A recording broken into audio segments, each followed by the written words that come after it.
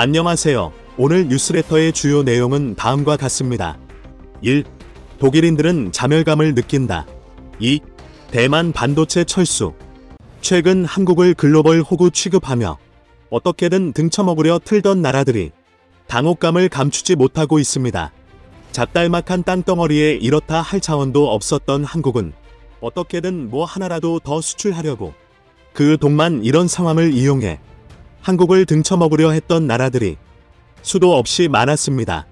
인도네시아, 베트남, 노르웨이 등 수도 없이 많은데요. 많은 분이 이런 소식을 들을 때마다 한국의 힘이 약해 타국에 우습게 보이는 거라며 답답한 심정을 토로하곤 하셨습니다. 하지만 최근 상황이 완전히 달라졌습니다. 한국의 참모습을 알아본 나라들이 한국과 함께하기 시작하면서 한국의 입지가 과거와는 완전히 달라졌음을 증명해 주고 있기 때문입니다.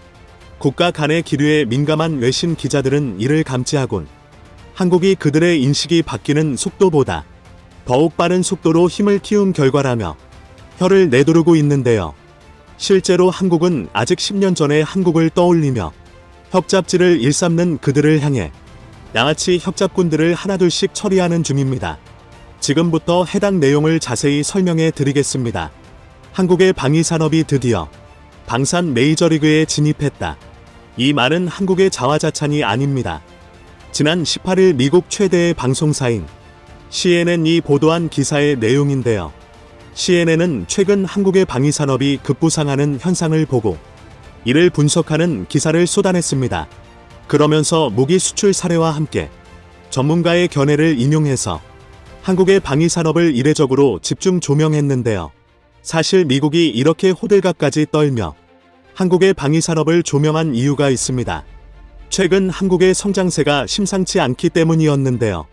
실제로 스웨덴 치고의 석학들만 모여있다는 스톡홀름 국제평화면 고소 SIPRI는 최근 5년간 한국의 글로벌 무기시자 점유율은 2.8%로 세계 8위를 기록했다는 분석을 내놔 화제가 되었습니다.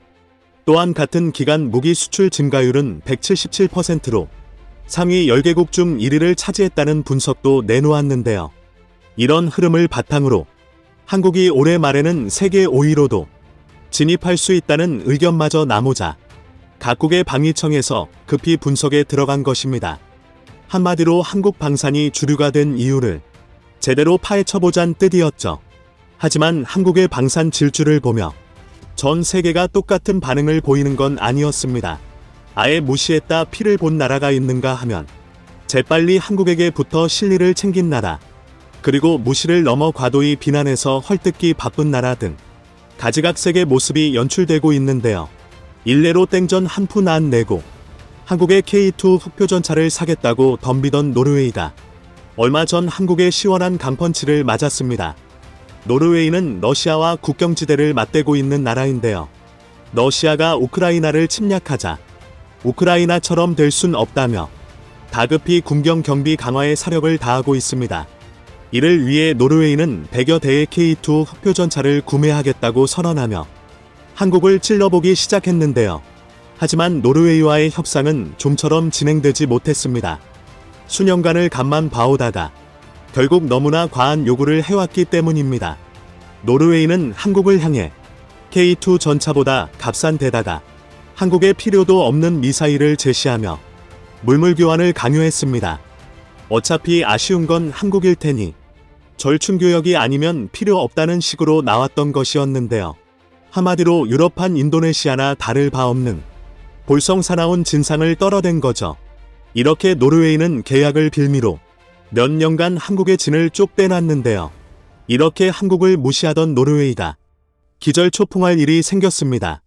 바로 한국의 방위산업이 그 사이 쑥쑥 커서 폴란드와 건국 이래 사상 최대의 방위 수출 실적을 이뤄냈기 때문입니다. 따라서 유럽 현지 공장은 폴란드에 돌아가게 됐고 눈여겨보던 K2 흑표전차도 폴란드의 물량에 밀려 계약이 되더라도 언제 받게 될지 번호표 들고 서 있어야 할 판이 됐습니다. 이렇듯 노르웨이는 한국의 방위산업을 은근히 활보며 무시하다 결국 피를 본 대표적인 국가가 됐습니다. 반면 폴란드는 한국의 방산 능력이 얼마나 뛰어난지 미리 간파하고 자국의 안보 실리를 챙겼다는 평가를 받고 있습니다. 폴란드는 얼마 전 한국에서 K2 흑표전차 980대와 자주포 648대, FA-50 경공격기 48대를 속 시원하게 구매해 갔는데요. 폴란드가 이렇듯 대량의 무기를 구매하는 이유는 전쟁 중인 우크라이나에 무기를 지원해 주느라 자국의 무기가 비어져 버렸기 때문이었습니다. 이에 폴란드는 비워진 무기 재고를 다시 채워야 했죠. 30만 명으로 확충하는 방안에 맞춰 이에 따른 새로운 장비를 신속하게 도입해야 했습니다. 그래서 미국과 유럽보다는 저렴하면서도 무기 성능은 어디에도 뒤지지 않는 대량의 무기 생산이 제때 가능한 나라를 찾게 됐는데요. 그럴 만한 능력이 되는 건 한국이 유일했습니다. 따라서 더 고민할 필요도 없이 즉각적으로 한국과 계약을 맺게 된 것인데요. 폴란드는 이런 발빠른 판단으로 기술 이전은 물론 폴란드 현지 생산마저 가능한 체계를 만들 수 있었습니다. 똘똘하게 자국의 안보를 지켜줄 가장 실리적인 무기 생산국을 기가 막히게 알아본 덕분이었죠. 하지만 폴란드의 현명한 판단을 목격하고도 열폭에 치들어 난리 발광하는 나라도 있습니다. 일본은 원래 자신의 문제점은 제대로 파헤쳐 볼 생각은 만하고 한국만 열심히 까는 이상한 습성이 있는데요.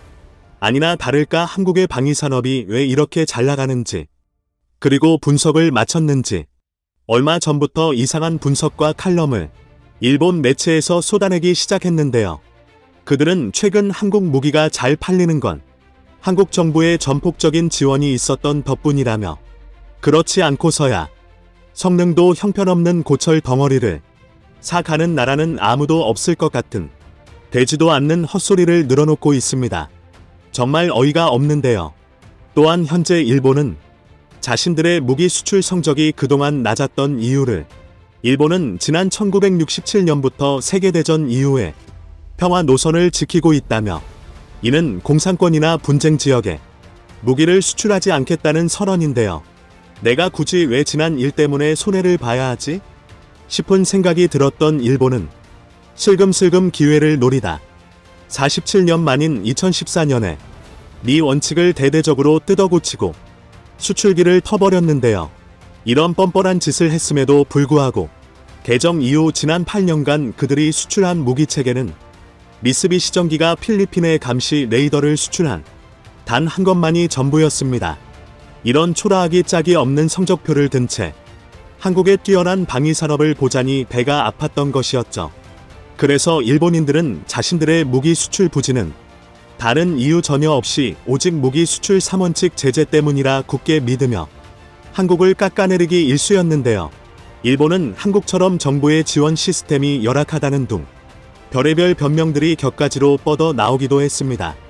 즉, 한국의 삼성이나 LG 같은 대기업이 한국 정부의 지원을 받아 성장했던 것처럼 한국의 방위산업도 한국 정부의 지원 덕분에 성장했다는 분석입니다. 이게 도대체 욕인지 칭찬인지 모르겠는데요. 맞습니다. 한국 방위산업은 한국 정부의 관심과 지원이 있었기에 몇 단계 이상 성장할 수 있었습니다. 실제로 폴란드 국방부 장관도 이에 관해 언급했었는데요.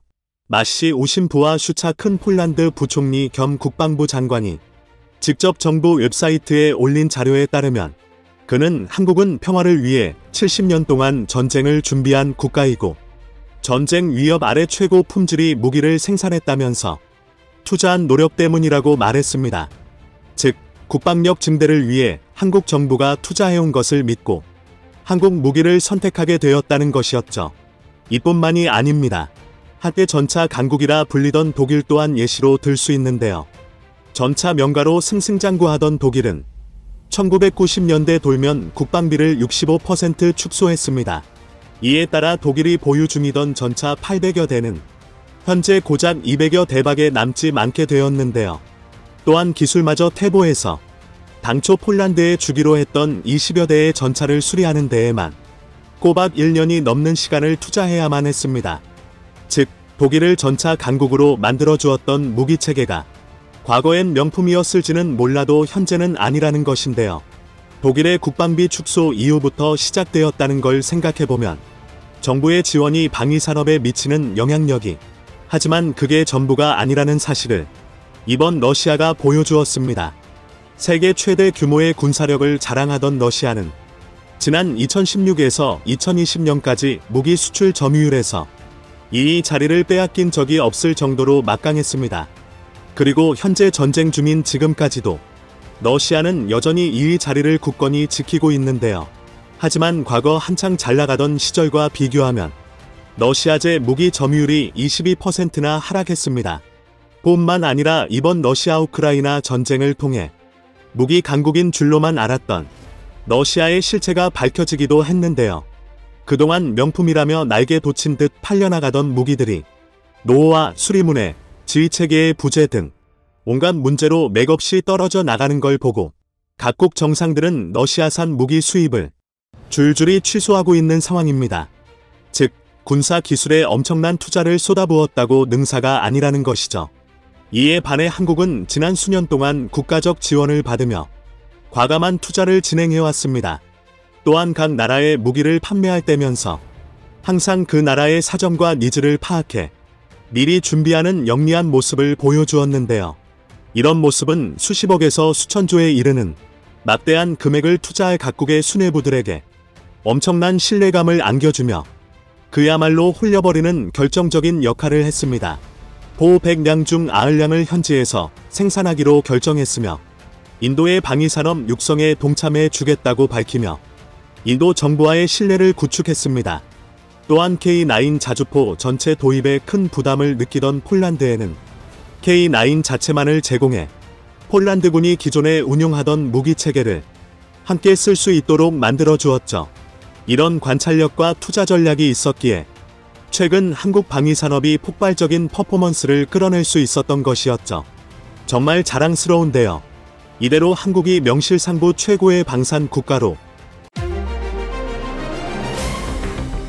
최근 러시아 우크라이나 상황을 지켜보며 가장 불안에 떨고 있는 국가는 다름 아닌 대만입니다. 중국은 지속해서 대만의 영토와 반도체 산업을 탐내며 동남아시아와 태평양에 진출하기 위한 주요한 길목에 위치한 대만을 자신들의 영향권에 두기 위해 수단과 방법을 가리지 않고 있습니다. 중국이 항공모함을 만들고 있는 이유 또한 미국에 맞서서 아시아 태평양 패권을 차지하기 위함으로 그 시작은 대만을 완전히 자신들의 영향 권한에 두는 것입니다. 2022년 올해 상반기 안으로 중국이 자체 제작한 공공사명 항공모함이 진수 대기 중이며 실전 배치가 완료되면 남중국해와 태평양 일대에서 중국의 군사력을 강화하고 유사시 대만에 지원하러 오는 국제사회의 함대를 사전에 차단하기 위한 역할을 수행할 것으로 보입니다. 중국이 대만을 자신들의 영향권으로 두게 되면 세계 패권이 바뀔 수도 있는 중대한 사건이 됩니다. 먼저 대만 앞바다를 통해 중동의 석유를 수송받는 한국과 일본이 직접적으로 타격을 받게 됩니다. 석유를 비롯한 에너지 수송 루트뿐만 아니라 중동과 유럽으로 향하는 무역항으로 역시 이곳을 지나기에 대만과 인근 바다가 중국의 영향권으로 넘어간다면 한국과 일본은 에너지 수급과 무역 항로에 큰 타격을 받게 됩니다. 미국 역시 마찬가지입니다.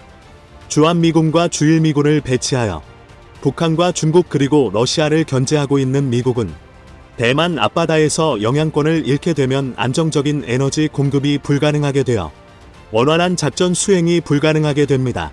이렇게 대만은 지정학적으로도 중요하지만 넘어간다면 가장 우려되는 부분은 반도체와 같은 첨단 산업 분야입니다. 국제사회의 제재를 받으며 첨단 과학기술 발전이 정체되어 있는 중국이 반도체마저 손에 넣게 되면 한국은 물론이고 전 세계에 안 좋은 영향을 주게 되는 것은 명백한 사실입니다. 이렇게 자신을 호시탐탐 노리는 중국에 맞서기 위해 대만은 자기 국방력을 키우는 것은 물론이고 자신이 가진 반도체 공급망을 이용해 유사시 전 세계가 대만을 도와줄 것이란 주장을 하고 있습니다.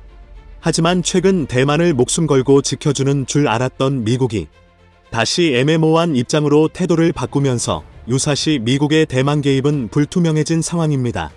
6월 3일 미국 국무부에서 공식적으로 대만의 독립을 지지하지 않는다고 밝히면서 대만 여론은 난리가 난 상황이라고 하는데요. 여기에 추가로 미국에서 도입하기로 한 팔라딘 자주포의 계약 취소와 패트리엇 방공 미사일의 계약 취소 역시 대만 국민들을 불안하게 만들고 있는 상황입니다. 불과 며칠 전만 해도 바이든 대통령은 중국이 대만을 침공한다면 개입하겠냐는 질문에 당연히 참전하겠다는 발언으로 세계를 놀라게 했지만 일주일도 안 되어 기존 입장을 뒤집고 있는 상황입니다. 대만이 이렇게 불안정한 지정학적 위치에서 갈팡질팡하는 사이 한국에게 반도체 기술력마저 전부 따라잡히고 있습니다. 미국은 며칠 전 정상회담을 통해 대만이 아니라 한국과 첨단 기술 동맹을 맺었고 대만은 기술력과 공급망 주도권을 한국에게 전부 내어주면서 미국이 대만을 지켜줄 필요성이 사라지고 있는 상황인데요. 어떻게 된 일인지 자세히 알아보겠습니다. 지난해 9월 미국은 대만의 자주포 구매 요청을 승인하며 2023년에 첫 인도를 시작해 2025년까지 40문이 자주포를 인도한다는 1조 원 이상의 대규모 프로젝트를 승인했습니다. 대만이 도입하려던 팔라딘 자주포는 155mm 화포를 장착하고 있으며 30km의 기본 사정거리를 통해 섬나라인 대만에 상륙하기 위한 중국 군함과 상륙정에 막대한 부담을 안겨주는 무기입니다. 하지만 며칠 전 미국 국무부에선 러시아 우크라이나 상황으로 군수물자가 부족하다는 이유를 들며 대만에 허가했던 자주포 판매 계약을 돌연 취소하는 등 호의적이었던 태도를 급격하게 바꾸고 있습니다. 대공방어 무기인 패트리엇 도입 과정에서도 비슷한 일이 일어나고 있습니다. 대만 국방부 장관은 3년 전 미국과 추가로 계약한 최신형 방공장치의 도입이 순조롭지 않다고 밝혔습니다.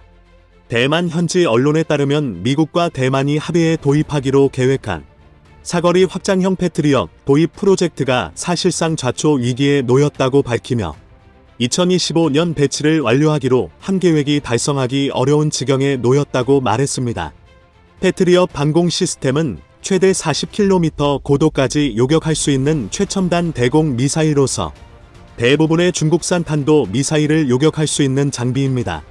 이런 최첨단 장비가 도입되기로 예정되었지만 입장을 바꾼 미국 정부의 판매 거절로 인해 대만의 방어 능력에 구멍이 생기고 있다는 지적이 나옵니다.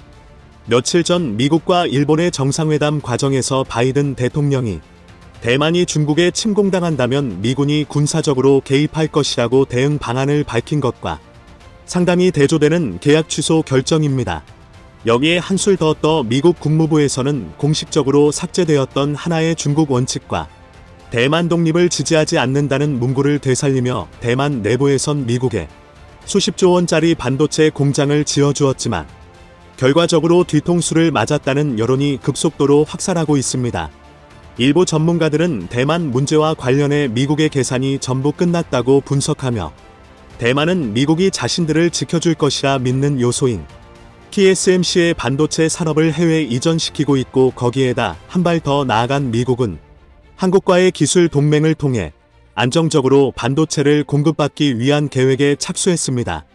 미국 입장에서도 대만이 중국에 넘어가면 가장 거슬리는 부분은 반도체이기에 이것만 해결하면 미국의 경제적 손해는 최소한으로 줄이면서 자신들의 패권을 유지하는 것이 가능해지기 때문입니다. 대만 TSMC의 창업주인 모리스 창은 오래전부터 자신들의 기술력을 유지하고 대만을 반도체 요새로 만들기 위해 해외 공장 건설에 매우 부정적인 입장을 지녔습니다. 실제로 TSMC의 해외 투자는 창사 20년 동안 단 한 건도 없는 수준이었지만 최근 국제화 흐름에 조금씩 해외 투자가 늘어나고 있습니다. 여기에 가장 큰 비중을 차지하는 것이 TSMC의 외국인 지분입니다. TSMC는 설립 초기 대만 정부가 50%에 가까운 지분을 가지고 절반 정도의 국영기업으로 운영해왔지만 공격적인 기술 투자와 글로벌 경영에 맞춰 민영화에 나선 결과 현재는 아시아 최대의 시가총액을 가진 첨단 기업이 되었습니다. 그런데 문제는 TSMC의 지분 중 무려 78%가 외국인 지분으로 대만 국적이 아닌 외국인들이 TSMC를 소유하고 있는 것입니다. 즉 78%의 외국인들이 대만 TSMC의 향후 투자와 공장 건설 등 주요한 경영 현안을 결정하고 있는데요. 최근 들어 대만의 외국인 지분율은 급격하게 늘어나며 이들 중 대부분이 미국계 지분인 것으로 파악되고 있습니다. 이런 미국계 주주들의 의사대로 대만 TSMC는 창업주의 뜻과는 반대되게 해외 공장 건설과 연구개발센터 건설 등 대만에서 벗어나 수십조 원 규모의 새로운 공장을 짓고 있는데 가장 대규모로 투자한 곳은 다름 아닌 미국입니다. 이국에 지어질 공장은 대만 현지 공장보다 최신식 시설과 대규모의 생산 능력을 갖춘 것으로 알려졌습니다. 대만의 반도체 공급망을 미국으로 옮겨온 것으로 이는 향후 대만과 중국의 충돌이 발생하여 반도체 공급이 불안정해졌을 경우에 대비한 이국의 대응이라고 보는 시각이 지배적입니다. 하지만 반대로 생각해보면 대만에는 오히려 안 좋은 결정입니다. 이국이 자국 본토의 최신식 반도체 공급망을 갖추고 있기에 중국으로부터 대만을 지켜줘야 할 명분이 사라졌다는 것입니다. 따라서 대만 TSMC의 해외 투자가 활발해지면 활발해질수록 대만은 스스로 지킬 수 있는 힘을 길러야 한다는 주장이 나오고 있습니다. 이국이 대만의 반도체를 놓고 있는 이유 중 하나로 대만의 기술력에 한계가 왔다는 평가도 나오고 있습니다.